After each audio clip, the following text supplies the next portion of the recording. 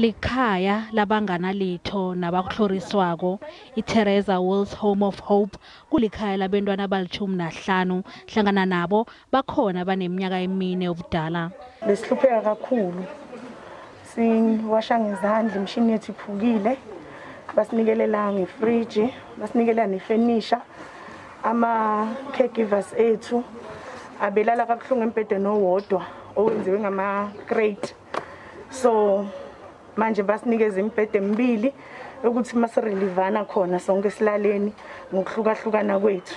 Indawo yeSabie yindawo yamahlathi akhange kurare ukuthi iNew York Timber ibe yingcenye yalesenzo esihle kangaka. Kazi nensebenzi eziningi zakhona zibuya khona emphakathini walapha. It's an excellent initiative and we're proud to be associated with this home.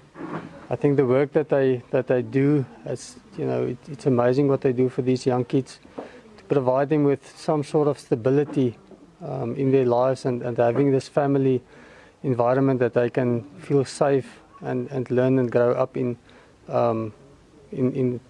while they're waiting to be placed at different families. We decided that we should contribute and, as the hashtag goes, take action, participate and do something, get involved. So we were following that and saying it's time for us to put aside our core business and look at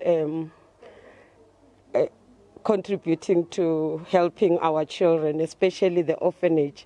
Ikhaya lethemba leli lithole ifenitjhara kubalwa nensetshenziswa ezisebenza ngegezi.